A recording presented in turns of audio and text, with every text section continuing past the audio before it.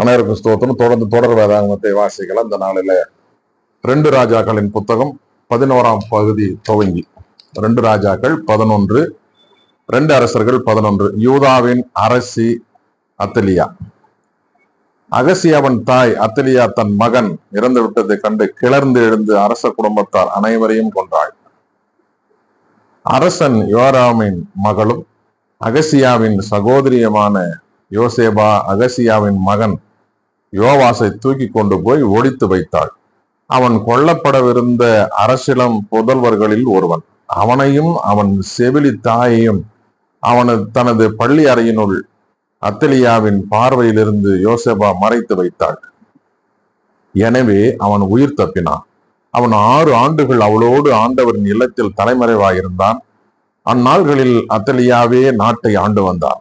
7ஆம் ஆண்டில் அரச மெய்காப்பாளர், அரண்மனை காவலர் ஆகியோரின் 100 தலைவர்களை குரு யோயாதா வரவழைத்து ஆண்டவரின் இல்லத்திற்குள் கூட்டிச் சென்றார். அங்கு அவர் அவர்களோடு உடன்படிக்கை செய்து கொண்டார். அக்கோவிலில் அவர்களை ஆணையிட செய்து அரசனின் மகனை அவர்களுக்கு காட்டினார். அவர் அவர்களுக்கு கட்டளையிட்டு கூறியது, நீங்கள் செய்ய வேண்டியது இதுவே. நீங்கள் ஓய்வு நாளில் பணியேற்கும் பொழுது உங்களில் 3இல் 1 பங்கினர் அரண்மனைக்கு காவல் இருக்க வேண்டும்.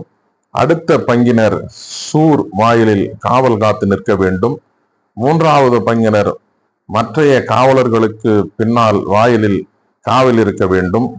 ஓய்வு நாளில் விடுப்பில் செல்லும் 2 குழுக்களும் அரசனை ஆண்டவரின் இல்லத்தில் பாதுகாத்து நிற்க வேண்டும். யோவாசு அரசனை ஒவ்வொருவனும் படைக்கலன்களுடன் பாதுகாத்து உங்களை நெருங்குபவன் எவனாயினும் அவனை கொல்ல வேண்டும். அரசன் வந்து போகும் இடம் எல்லாம் நீங்களும் அவனோடு இருக்க வேண்டும். குரு யோயாதா கட்டளையிட்டு கூறிய அனைத்தையும் 100 தலைவர் செய்தனர். ஓய்வு நாளை விடுப்பில் செல்வோர், பணியேற்போர் ஆகிய தங்கள் வீரர்கள் அனைவரையும் கூட்டிக் கொண்டு குரு யோயாவதிடம் வந்தனர்.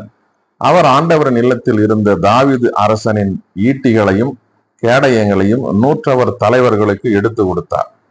காவலர் கையில் படைக்கலன் தாங்கி திருக்கோவிலின் தென்புறம் தொடங்கி வடபுறம் வரை பலிபீடத்தையும் திருக்கோவிலையும் அரசனையும் சூழ்ந்து நின்று கொண்டனர். பின்பு அவர் இளவரசனை வெளியே கூட்டி வந்து அவனுக்கு முடிசூட்டி உடன்படிக்கை சுருளை அளித்தார்.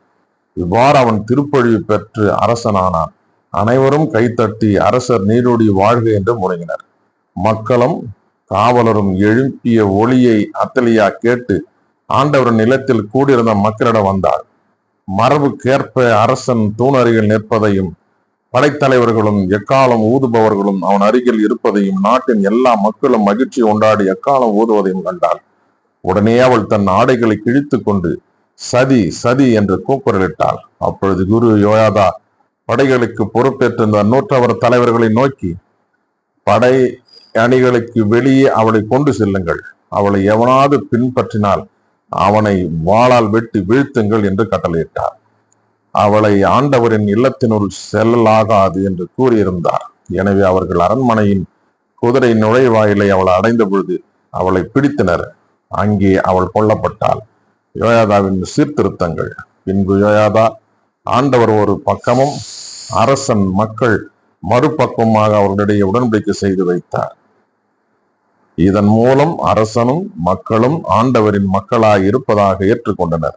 அவ்வாறே அவர் அரசனுக்கும் மக்களுக்கும் இடையே உடன்படிக்கை செய்து வைத்தார்.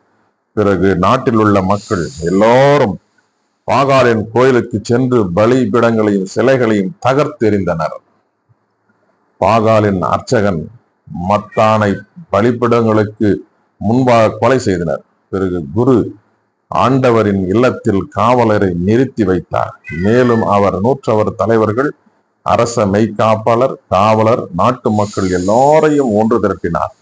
அவர்கள் ஆண்டவரின் இல்லத்தினின்று காவலர் வாயில் வழியாக அரசனை அழைத்து கொண்டு வந்தடைந்தனர். அரசன் அரியணையில் ஏறி அமர்ந்தான். நாட்டின் எல்லா மக்களும் மகிழ்ச்சி கொண்டாடினர். அத்தலியா வாளால் அரண்மனையில் கொல்லப்பட்ட பின் நகரில் அமைதி நிலவியது. 7ஆம் வயதிலே யோவாசு அரசனானான். 12ஆம் பகுதியை தொடர்ந்து வாசிக்கலாம். யோதா அரசன் யோவாசு. ஏகு ஆட்சியற்ற 7ஆம் ஆண்டில் யோவாஸ் அரசனாகி எருசலேமில் 40 ஆண்டுகள் ஆட்சி புரிந்தான். பெயர்செபாவை சார்ந்த சிபியா என்பவளை அவன் தாய். யோசுவா குரு யோயாதா அவனுக்கு கற்று தந்தபடியே ஆண்டவரின் திருமுன் தன் வாழ்நாள் முழுவதும் நேர்மையாய் நடந்து வந்தான். ஆயினும் தொழுகை மேடுகள் அகற்றப்படவில்லை. தொழுகை மேடுகளில் மக்கள் இன்னும் பலியிட்டுக் கொண்டும் தூமம் காட்டிக் கொண்டும் வந்தனர். யோவாசு குருக்களை நோக்கி, ஆண்டவரின் இல்லத்திற்கு காணிக்கையாக செலுத்தப்படும் பணத்தையெல்லாம், கணக்கெடுப்பு வரிபணத்தையும், ஒவ்வொருவரும் நேர்ச்சியாக அளிக்கும் பணத்தையும், ஆண்டவரின் இல்லத்திற்கு ஒவ்வொருவரும் அளிக்கும் தன்னார்வ காணிக்கைகளை சேகரியுங்கள். ஒவ்வொரு குருவும் பணத்தை தனக்கு அறிமுகமானவர்களிடமிருந்து பெற்று கோவிலில் சிதைந்த பகுதிகளை பழுது பார்க்க வேண்டும் என்றான். ஆயினும் யோவாசு அரியணை ஏறி 23ஆம் ஆண்டு வரை குருக்கள் கோயிலை பழுது பார்க்கவே இல்லை. எனவே அரசன் யோவாசு குரு யோயாதாவையும் ஏனைய குருக்களையும் வரவழைத்து அவர்களை நோக்கி, நீங்கள் ஏன் கோவிலை பழுது பார்க்கவில்லை?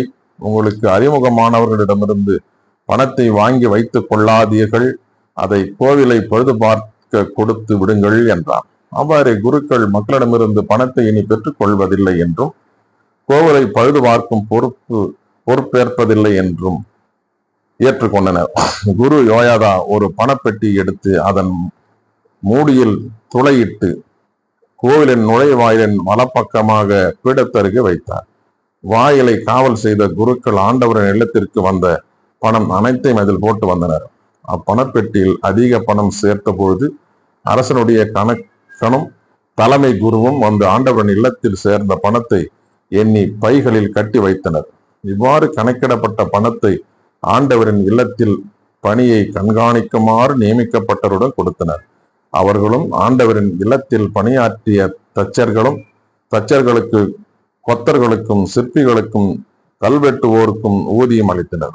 மேலும் அதிலிருந்து ஆண்டவரின் இல்லத்தை பழுது பார்ப்பதற்கு தேவையான மரங்கள், பொழிந்த கற்கள் ஆகியவற்றை வாங்குவதற்கும் அக்கோவிலை சீர்படுத்துவதற்கும் தேவையான மற்ற செலவுகளுக்கும் பயன்படுத்தினர். ஆயினும் ஆண்டவரின் இல்லத்திற்கு தேவையான வெள்ளி கோப்பைகள், அணைப்பான்கள், கிண்ணங்கள் ஆகியவற்றை செய்வதற்கு ஆண்டவரின் இல்லத்தில் செலுத்தப்பட்ட வெள்ளி பணம் பயன்படுத்தப்படவில்லை.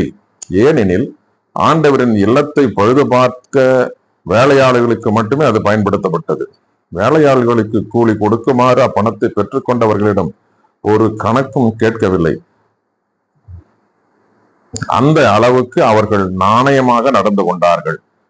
குற்றம் நீக்க பலிக்கான பணமும், பாவம் போக்கும் பலிக்கான பணமும் ஆண்டவரின் இல்லத்திற்கு கொண்டு வரப்படவில்லை. ஏனெனில் அவை குருக்களுக்கு உரியவை. அப்பொழுது சிரியா மன்னன் அசாவேல் காத்து நகரோடு போரிடச் சென்று அதை கைப்பற்றினான். பின்பு அசாவேல் எருசலேமை தாக்கும் நோக்கில் புறப்பட்டு வந்தான். எனவே யூதாவின் அரசன் யோவாசு தன் முன்னோர்களாகிய யூதா அரசர்கள் யோசபாத்து, யோராம், அகசியா ஆகியோர் நேர்ந்தளித்த காணிக்கை பொருள்கள் அனைத்தையும், தான் நேர்ந்தளித்திருந்த காணிக்கைகளையும், ஆண்டவர் இல்லம், அரச மாளிகை இவற்றின் கருவூலங்களில் காணப்பட்ட தங்கம் அனைத்தையும் எடுத்து சிரியா மன்னன் அசாவேலுக்கு அனுப்பினான். எனவே அசாவேல் எருசலேமை விட்டு திரும்பி சென்றான். யோவாசின் பிற செயல்களும் அவன் செய்தவை யாவும் யூதா அரசர்களின் குறிப்பேட்டில் எழுதப்பட்டுள்ளன அல்லவா? யோவாசின் அலுவலர் அவனுக்கு எதிராக கிளம்பி சதித்திட்டம் செய்து சில்லாவுக்கு இறங்கி செல்லும் வழியில் மில்லோ பேத்தில் அவனை கொன்றனர். அவனை கொன்ற அலுவலர் சிமையாத்தின் மகன் யோசக்காரும் சோமேரின் மகன் யோசபாத்தும் ஆவர். அவன் இறந்து தாவீதின் நகரில் தன் மூதாதையருடன் அடக்கம் செய்யப்பட்டான். அவனுக்கு பின் அவன் மகன் அமட்சியா அரசனானான். வாசிக்க தெரிந்து கொள்ளப்பட்ட 2 அரசர்கள் 11 மற்றும் 12 வாசித்து முடிந்தாயிற்று. கடவுளுக்கு மகிமையை மாட்சியின் சதா காலம் உண்டாகட்டும். பிரியமானவர்களை, தொடர்ந்து இந்த தொடர் வேதாகமத்தில் இணைந்திருங்கள். கர்த்தர் நம்மையும் குடும்பங்களையும் ஆசீர்வதித்து காப்பாராக. ஆமென்.